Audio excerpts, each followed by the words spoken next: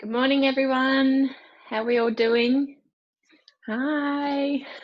I just, I don't know if you saw my story earlier today, but I was saying that I was trying to do a story and I was trying to hide all the crap in my house and I couldn't. Like, literally everywhere I went, there was stuff, and I've just seen all the stuff behind me. But anyway, I know that you guys all get it. Mark's just zoomed in so you don't see all the junk. This is our office. This is our nursery. This is our junk room. This is everything at the moment. But well, I love the green color on you. Thanks, Mel. Well, firstly, I'll just quickly say I'm wearing this because I've got to take a photo, and I thought if I'm going to actually like wash my hair and that for a photo, I'll wear it. So this is one of our affiliates, Style Me Over, Melina Magnato. She's doing a Pop Your Lips campaign. $5 from every sale of this tea is going to Pop Your Lips, which is all about mental health for women. So I'm doing a photo later, so you guys get to see it. So thanks, Mel. Well, firstly, welcome to all of you. It's so great seeing all of you on, and also to those mamas who watch back later. As you know, guys, we record all of our sessions, not only our virtual cuppas, but also our mindset sessions, which I know a lot of you have been jumping on for, and I hope you've been getting a lot out of. We record all of those and we upload them ideally straight away, subject to, Mark's still working full time as well. So I can't really be getting him to do it all the time, but we try to do it as quickly as possible. So even if you're a new member, go back over our old virtual cuppas because we had lots of amazing guests. We spoke about some really great things that are still relevant at the moment, always will be relevant because it's motherhood. But yeah, so they're recorded and they're there at any time. But what I wanted to share about today is comparative suffering and empathy. So I think again, you guys have probably all seen what I've been sharing, and I know that not everyone's in Victoria, and I know that there might be a bit of sick of talking about it, but I just felt to share today just about comparative suffering because it's something that really hit me, to do with lockdown, to do with everything and all of the emotions that we're feeling. I think a lot of you were on our mindset session on Monday where I literally just cried during the whole thing, and I still get a bit teary thinking about it. Just the announcement on Sunday that lockdown is extending for a further 2 weeks. Well, really, it could be indefinitely, who knows, because it's all subject to numbers. It's all a bit, I think it's just a bit, I don't know, just the unknown, losing a bit of trust in government. Just there's a lot going on, and it's not a positive place at the moment. And I personally, when we got the announcement on Sunday, and apologies who were on the mindset session, but I for the most part, I've been pretty strong. For the most part, I've been pretty positive. You guys see, for the most part, I'm actually not focused on myself. I'm focused on you guys and trying to support you. But I was broken on Sunday, and I've got a 10-week-old baby that hasn't met her family. I've got, you know, lots going on. Where, as I shared the whole way, we were meant to move house into this big, beautiful house with some room, and that hasn't happened yet due to COVID, and just a lot of crap. A lot of crap's been going on. It just hasn't been a great year. But in saying that, so I obviously, I think we're going to get the star of the show. Ariel's coming in a second. Um,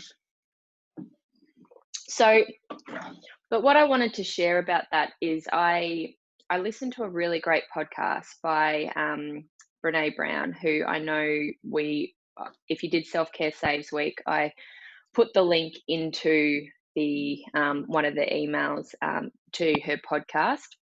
And what she shared about was comparative suffering and empathy. And it really, really hit me. And I wanted to share it. And I will put the link in the podcast so you can listen to the whole thing. It's about half an hour. But I think for the most part, who here is feeling mentally and emotionally fatigued? And if you're not, you're lying. No. um, and I think this is just and particularly, again, I know that we've got mums from across Australia, but I think particularly for Victoria, I think we thought that there was an end in sight, and it's been like, I think someone said in one of the comments, the light at the end of the tunnel just keeps getting further away, and it's a bit of a dim light now when we thought it was going to be a bit brighter.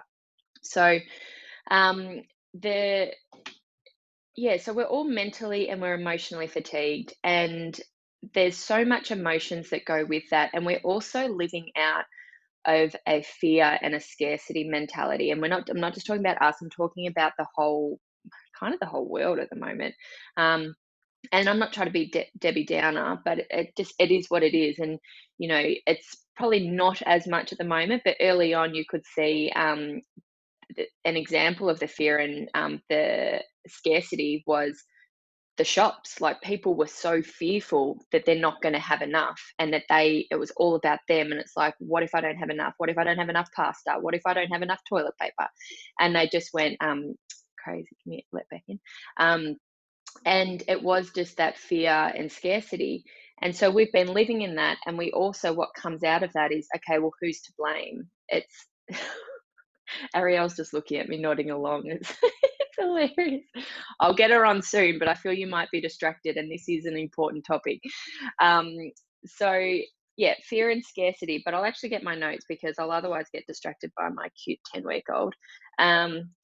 And it's also that, okay, when you've got that scarcity mentality, it's like, what should I be afraid of? Okay, what's happening? What should I be afraid of? And we are living out of fear. And I think it's kind of normal to be feeling that way at the moment, because we don't have control at the moment. We don't really know what's going on, particularly again for Victorians, because it's all subject to this. You will be released from your home when this happens. And if that doesn't happen, you will still be stuck in your house, and you will have a curfew. So it is that fear, because we've lost a lot of control. So it's, how do we manage our mindset in that?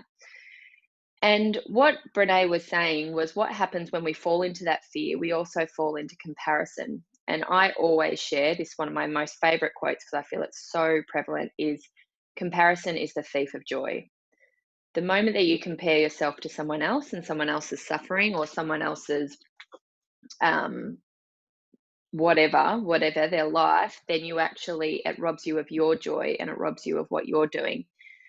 And what you were saying is that in situations like this, we actually rank our suffering.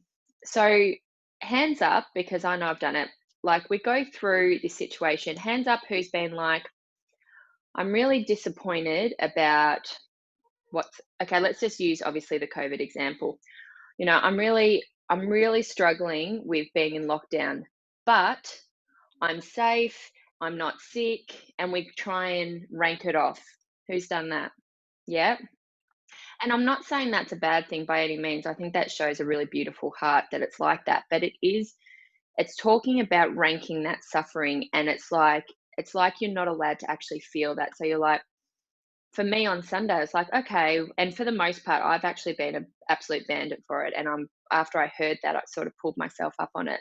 It's like, yeah, look, I'm really upset that, I had a baby in lockdown. I'm really upset that I was meant to be on maternity leave, and I haven't been able to, because it's sort of been maternity leave, but I've had to, you know, keep a business afloat, which I can't just kick back because they need me in it. But, I guess if there's ever a time to have a baby, it's probably good during lockdown. And at least we're all safe, and at least we're all this. And that can actually be quite dangerous in thinking that. And Brit's just said, yeah, I said it to my doctor just 10 minutes ago. I'm struggling, but I know so many mothers, so many others have it so much harder. And that's what we are doing. And I guess why I wanted to talk about that, because I know that I've been doing it, is what she was saying is that's not how emotions work. And that's not how affect works. So our emotions don't go away. So, Brit, for example, you've gone to the doctor, which good on you for going to the doctor, and saying, I'm really struggling at the moment, but I know others have it worse. Like, it's like we try to downplay it. That actually doesn't make our emotions go away. By actually trying to say, oh, well, I know that, like, the frontline workers, well, at least I'm not a doctor in the front line.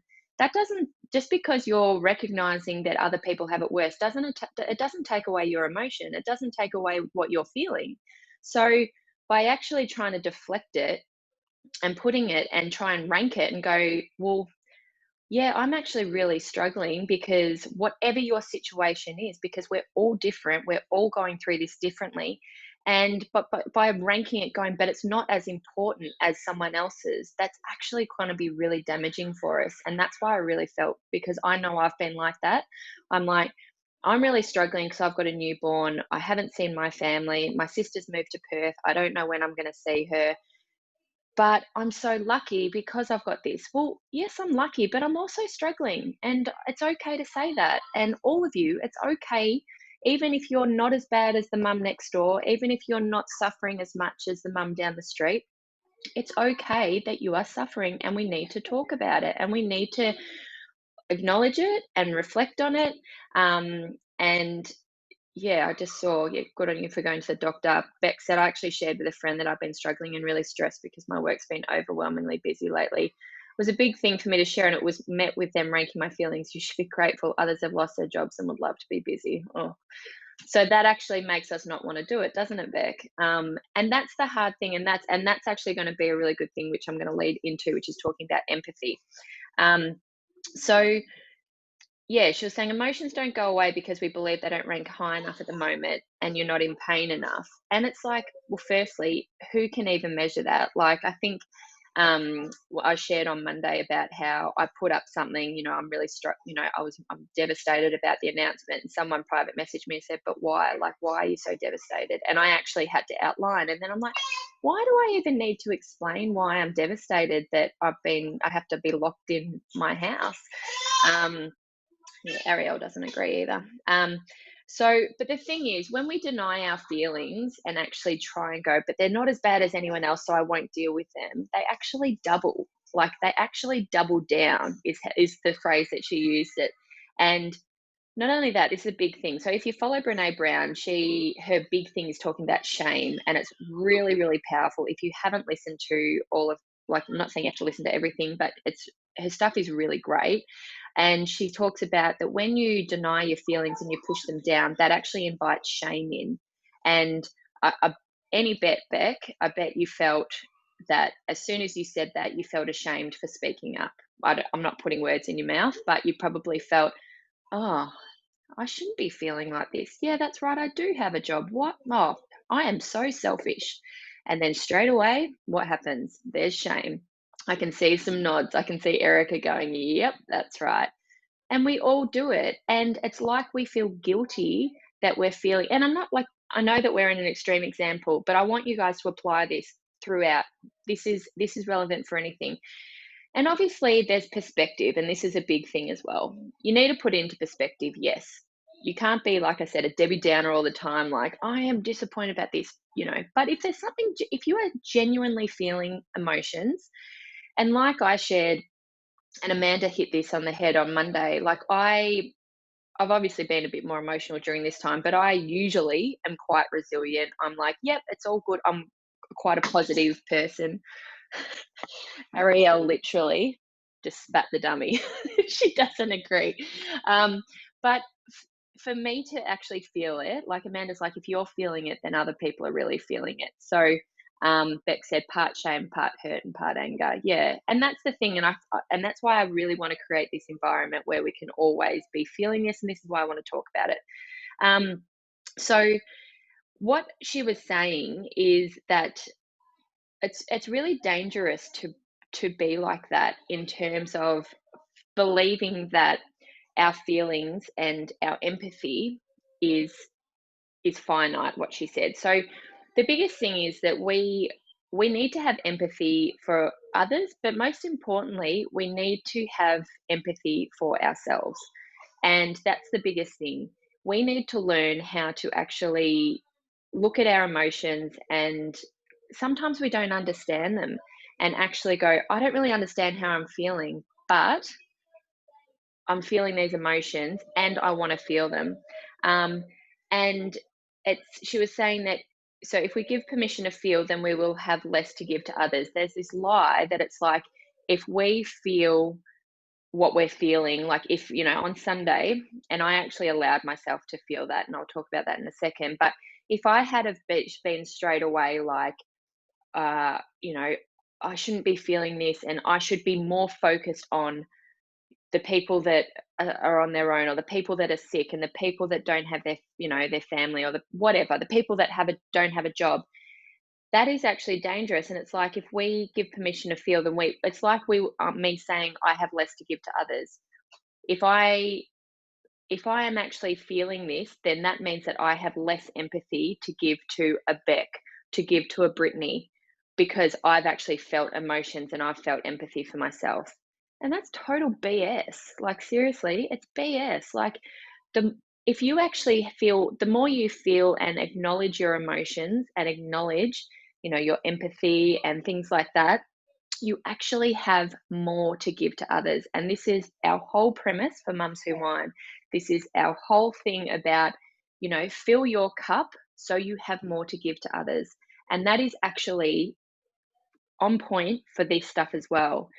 If you actually set yourself time and enable yourself to feel the emotions that you're feeling, to acknowledge them, to share about them, whether it be to your partner, to uh, anyone else, or whatever it is, if you actually feel them, and like I said, on Sunday, it was Father's Day, and every part of me was like, I need to suck this up, and I need to not feel this, because this is not about me. This is Father's Day. And it was, all this shame was coming in.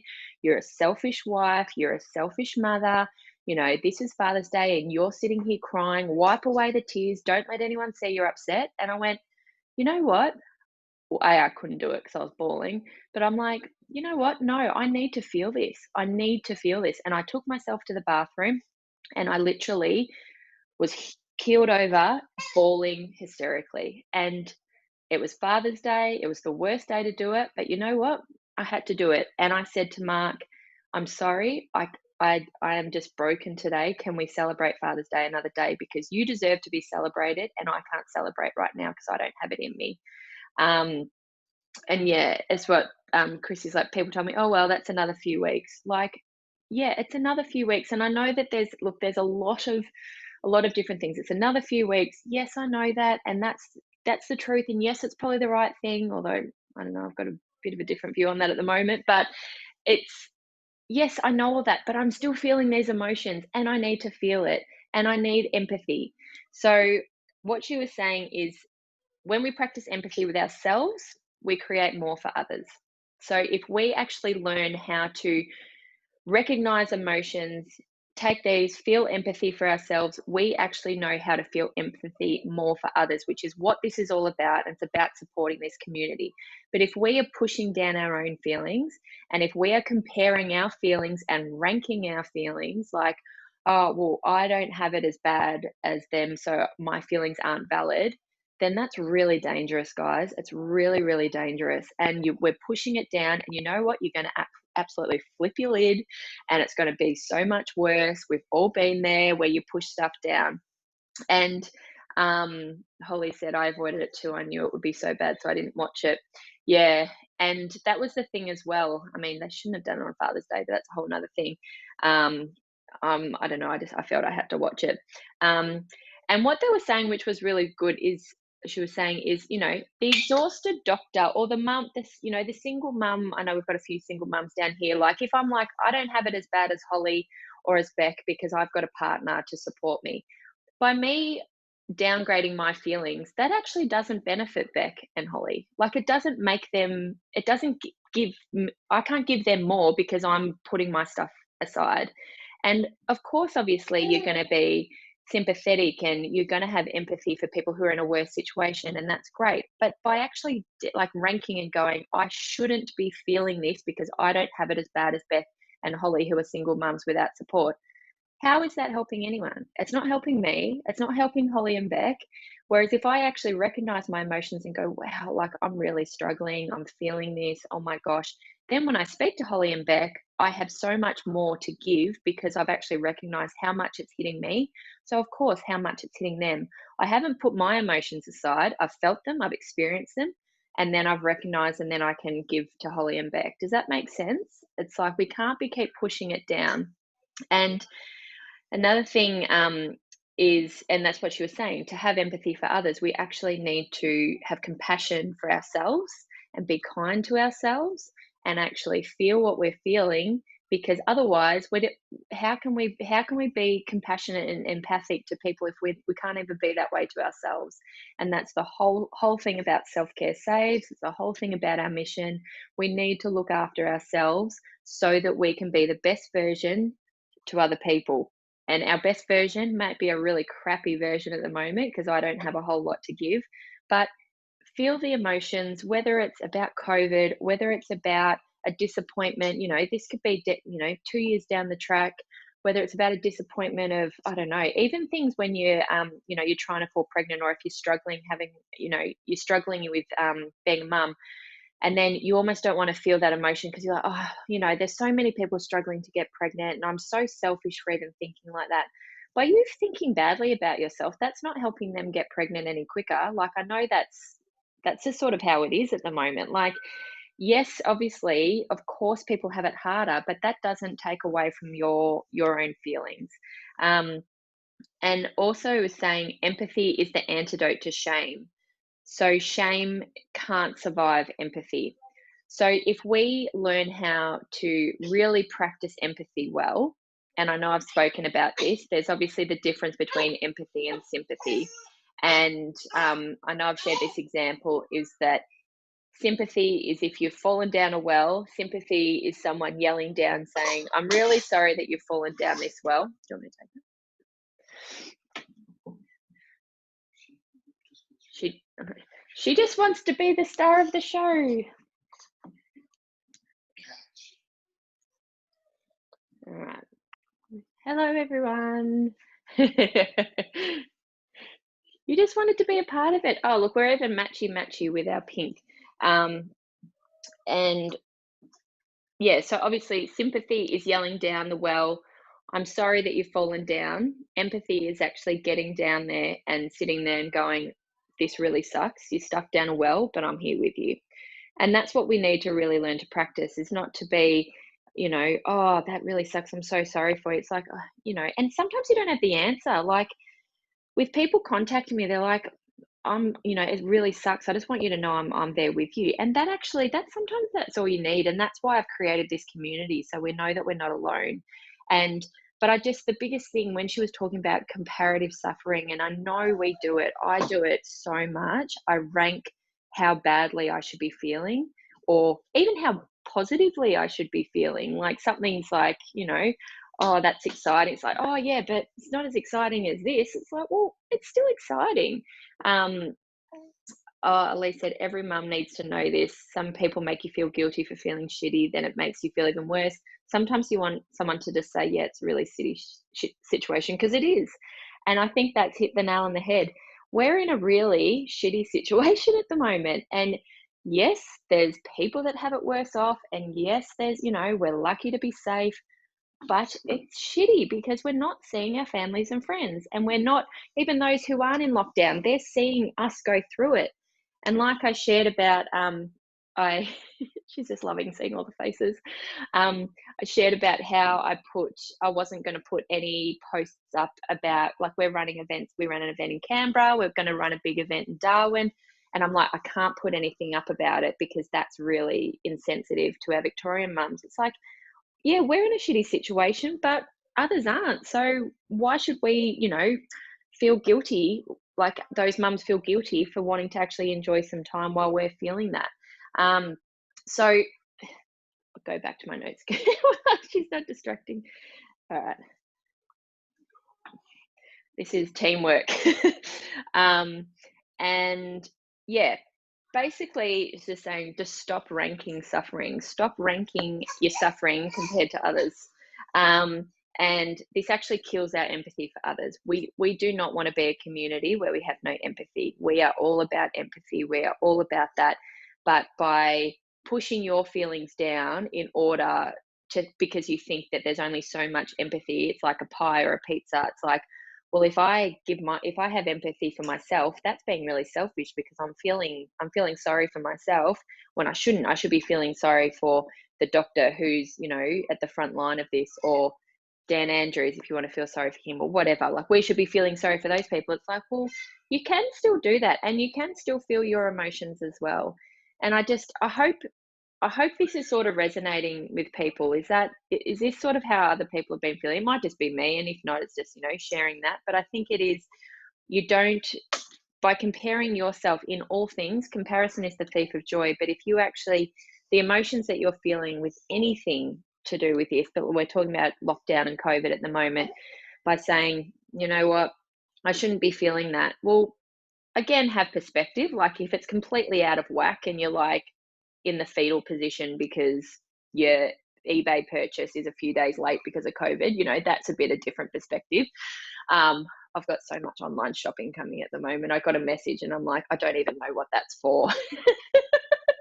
It's like that thing when a llama's going to come to my house. I'm like, I don't even know when I ordered that. But the biggest thing is, and one more thing, this is probably a whole nother topic, but what she was saying is, with kids, like, kids at the moment can probably feel like their worlds are ending because their worlds are smaller. Like, remember that when we're thinking about our emotions, we've got perspective, we've got experience, we've got, reasoning and rationale, and we've got information. They're just told they can't go to, well, they can go to the park from Monday, but they can't see their friends and they can't go to school yet and things like that. And that's their world. So it's one thing that she said, which is, be super brave with them. And if, like, on Sunday, I was really feeling emotional, I'm like, I can't show the kids that I'm feeling this way. But then I did. And we actually I sat down and explained to them, I'm getting a bit teary, but I said, Mummy's just really sad. I miss my dad. It's Father's Day. I don't get to see my dad. And I miss my friends. And, Mummy's going to be okay. But I just feel really sad today. And they were great. They were just like, "Oh, that's okay." And I said, "Do you wanna come to the," we went to Newport Lakes. I'm like, Mummy needs to get out, we're not gonna go with Daddy. I know it's Father's Day. Mummy just needs some time. Would you like to come with Mummy? Because Mummy's a bit sad." And they were great. They just let me sit there and they played and they came up and they just kept saying, "Mummy, I love you." And whilst we obviously want to protect our little people during this time, like, one, don't compare your suffering to others, but also be brave and show, if you're really struggling, show that to them and show how you process through it, because that's actually teaching them. Because that's actually, their world is so small at the moment, and they're hearing, restrictions, and they're hearing can't go to the park, and they're hearing and they can't see their friends, they're hearing people are dying. And we're like, it's okay, like, we've got it better, like, we're safe. But, like, if you're struggling because you're missing your family and friends, sit down with them and go, I'm really miss my friends. How are you going? And they'll probably go, oh, I miss my friends too. And you open up that conversation. Britt saying, you're a great mum, Lauren. They'll be better for having you seen process real emotions. Thank you, Britt. And Beck, it also gives our kids a chance to practice empathy when we share our struggles. Amazing. It's so true. Like, for them just to actually sit down and go, this is how Mummy's feeling, and this is how I'm going to process it. Admittedly, firstly, I took myself to the bathroom because I was literally hysterically crying and I didn't want them to see that. But I would just be sitting there and they're like, Mummy, you crying? I'm like, yeah, I'm just a bit sad. I miss Grandpa. And, this is the first time I haven't seen Grandpa for Father's Day, and things like that. So actually be brave. That's not, you're not exposing them by showing them emotions. You're actually being quite real and letting them learn how to process your emotions. And that's, yeah, Jade said, so important for them to see your emotions so they know they can show theirs. Have learnt this with my 9-year-old stepson. And that's a big thing as well. Like, I know I've gone over quickly, but one quick thing that she said was, I think this was a completely different podcast that I listened to, but she said that, she was saying about how she got home from traveling, and she just said to us, and she actually missed her son's basketball game or whatever, and she felt horrible. And she said to him, I'm sorry, I just physically couldn't get there. I was just so, and she went on to explain it, I just needed some time for me. And then the next day, it was his birthday, and he wrote what he wanted for his birthday. At the top, he said, time for me. And he goes, I just didn't know I was allowed to ask for it. I didn't know that I was allowed to have time for me. So actually showing, and this is again our self-care saves message, showing our little people that we just need some time to process. We just need some time, mummy time, because mummy's a bit sad or daddy's a bit sad. And do you need some time for you? Do you want to go have some Thomas time or some Billy time? That's actually really powerful. And the earlier we can teach our kids this, the better. That's smack on, Mel. Well, ladies, these times always go so quickly, but I hope that helps. It was just something that it really resonated with me. I really just felt to share that at the moment, that just because what you're suffering, yes, feel it, because just because the mum down the street has it a bit worse off doesn't take away from what you're feeling, and keep it in perspective, obviously. But please reach out. You might have seen on a few of our Facebook groups we've been putting up if there's any mums that want to go for a walk, because that's kind of all we can do at the moment. Reach out, because I'm connecting mums that are going for walks. I know Britt and Holly down in Mount Mornington Peninsula, they connected, and a few other mums are connecting. And you know what? When you catch up with them, don't be like, yeah, it's all good. It's like, no, like, I'm really struggling. This is what this community is about, and this is what I'm all about. And please message me as well. Any private messages on Facebook or Mums Who Want Instagram, no one sees them except for me. It only comes to me. The only one time was during our third birthday, because I didn't have my phone in front of me and people were messaging saying that they couldn't hear me and couldn't get on. But it's completely private. I respect everyone's privacy. So if you're struggling, just message me. But I love you guys so much. And just a reminder, it is our 80s disco party this Saturday night, where I think there's no better time than to have a night. You can get dressed up. You don't have to get dressed up at all. You can dance. You can sit there with a wine. You can have your camera off if you don't, want people to see you. But if you just want some connection, it's only $10, and we've got giveaways. We've got dancing. I'm going to get dressed up. I've got to find something that fits me. Joy to having a 10-week-old. But get your ticket, and please share with your mum friends. Again, like if you know mums who just, are feeling lonely at the moment, say, come join an 80s dance party. Who doesn't love 80s music? So I hope to see you all there on Saturday. I love a leopard print number. I love you guys. Mwah. Have a great day. I'll see you on Saturday.